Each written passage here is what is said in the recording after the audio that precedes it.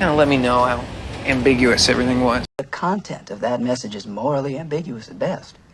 I mean, the way the ending is so ambiguous, whether they get together or not, or... Hey everyone, and welcome to Talk Word. I am absolutely thrilled to have you here today. If you're actively learning English and you're looking to truly master the deeper nuances of vocabulary, well, you are in the perfect place. Today, our goal is to explore a truly fascinating concept, the fluidity of language. We're going to look at how words and phrases don't always have just one strict, rigid definition. Instead, they bend, they shift, and they flow, depending entirely on how, where, and when we use them. Honestly, it's exactly what makes learning a language so incredibly rewarding. Okay, let's dive into this. Have you ever been in a conversation, listening to someone speak perfectly clear English, and yet you find yourself completely stuck? Because what they just said could literally mean two entirely different things.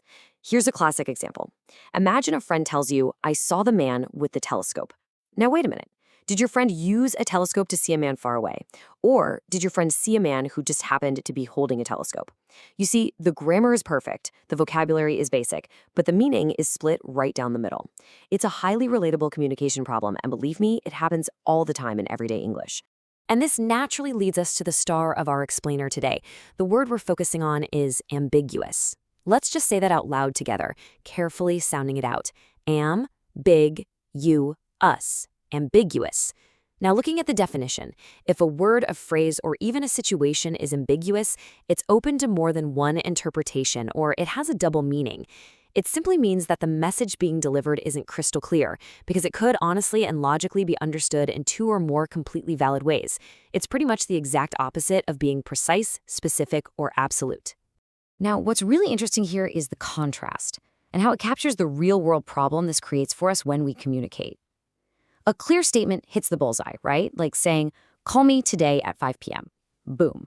There's no guessing, the instructions are direct, and you know exactly what to do. But an ambiguous statement? That's more like a tangled string.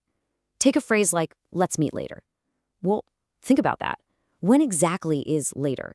Is it in an hour? Is it tonight? Is it next week? That total lack of exact detail leaves your brain working overtime, trying to untangle the mess.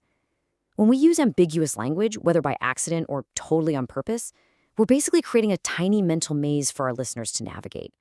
You know, to truly understand and remember a new word, I always love looking at where it originally came from. So let's trace the journey of ambiguous chronologically. Step 1. It starts way back in ancient Rome with the Latin prefix ambi, which means both ways or around. Step 2. We combine that with the Latin verb agere, which means to drive or to act. So, historically speaking, the root of this word literally translates to driving both ways or wandering around. Isn't it fascinating how perfectly that captures the modern feeling of confusion we just talked about?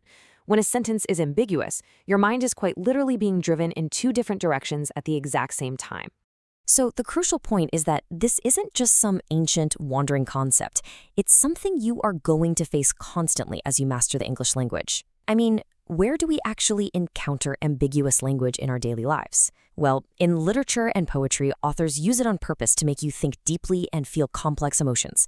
The mystery is kind of the whole point. In legal documents, lawyers might scour a contract looking for an ambiguous phrase just to find a sneaky legal loophole. And of course, the most commonplace, casual conversation, especially in text messages. Have you ever received a simple text from a friend that just says, "fine," with a period at the end? That is incredibly ambiguous. Wait, are they agreeing? Are they angry? Are we even still friends? Without hearing their voice, you're left completely in the dark. Context is absolutely everything. And this brilliantly illustrates a much larger and honestly quite beautiful concept about how we connect with each other. This quote really says it all. The fluidity of language allows for multiple layers of meaning. You see, ambiguity isn't always a mistake or a communication failure. Often, it's exactly what makes human language so rich, vibrant, and expressive. It allows us to be polite when we want to soften a blow. It allows us to be funny through puns and wordplay. It totally enables sarcasm, and it allows us to create breathtaking art. Instead of being frustrated when you encounter an ambiguous word or phrase, you can just step back and appreciate it as a sign of language's amazing flexibility and fluidity. As you go through the rest of your day, I want to leave you with this final, provocative thought. How much of the English you hear today is perfectly clear, and how much of it is beautifully ambiguous?